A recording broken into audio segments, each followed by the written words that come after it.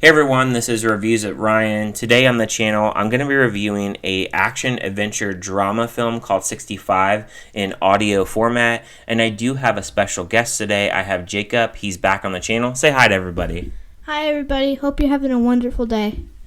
And before I go ahead and get into my thoughts and Jacob's thoughts as well, I'll go ahead and read you the plot of 65. So 65 centralizes around an astronaut crash lands on a mysterious planet only to discover he's not alone.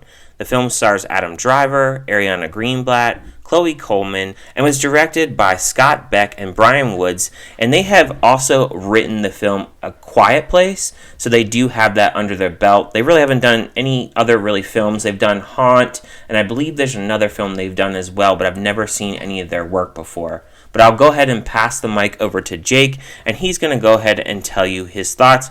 Go ahead and tell everybody what you thought about the film. So my positives about 65 was that the central concept of the movie was very easy to understand. You could possibly tell from the trailer of what the movie would be about. When I started watching this movie, I could really tell that this movie was going to be like a mix of science fiction and action thriller. The characters are a girl named Koa and a guy named Mills. The characters are on an uncharted planet and trying to escape while being stuck in a place that existed 65 million years ago, which included dinosaurs, pterodactyls, and weird-looking creatures that have a name of unknown. And now I'm going to get into my negatives. And surprisingly, I have no negatives. Usually I would have negatives, but I don't have any negatives to share with you guys. I hope when you watch 65, I hope you'll think that it's good, but that's for you to decide. That's your own little opinion about the movie. And to wrap things up, I would rate this film a 5 out of 5. And now you can tell your audience your thoughts. So with my thoughts in this film, I thought that the score was really solid. I found that it added a sort of mission, adventure feel to the movie. I liked the link between Koa and Mills' character. I found that Koa's character, she's looking for her family, and Mills, he's missing his family back home as he did take this long mission, and specifically his daughter he really missed. So Koa is his motivation to wanting to get from one part of the planet to the other. I found that the dinosaur action at times has a very suspenseful flair to it, with times of horror moments.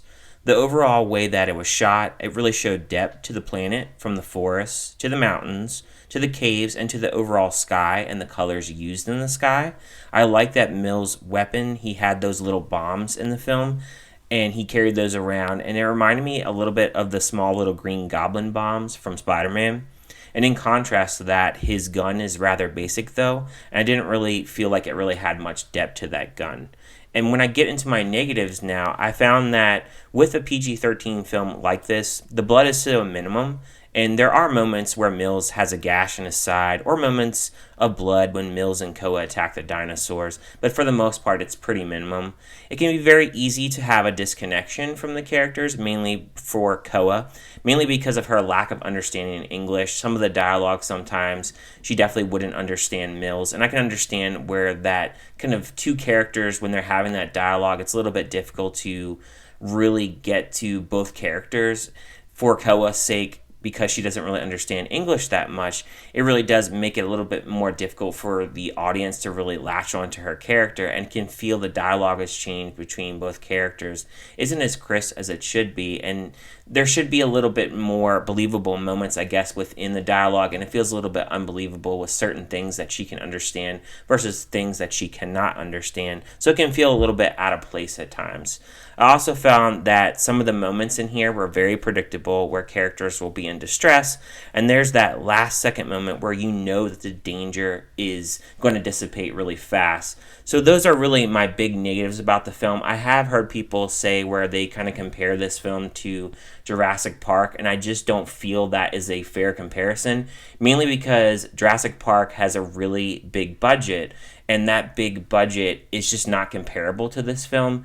And I feel like a lot of the bad reviews that I have seen on this film have been mainly really high expectations for this film, and I just didn't have those kind of high expectations for the film, mainly because the trailer, I feel like it lines it out pretty well, and I think that it wasn't really meant to be a really deep movie, but I can't say that this is a perfect movie overall. I would rate this film a 3 out of 5. I think this movie is a decent watch. I didn't think it was a real bland watch. A lot of people have said it's a really bland movie, but I don't really think it was trying to be anything too different.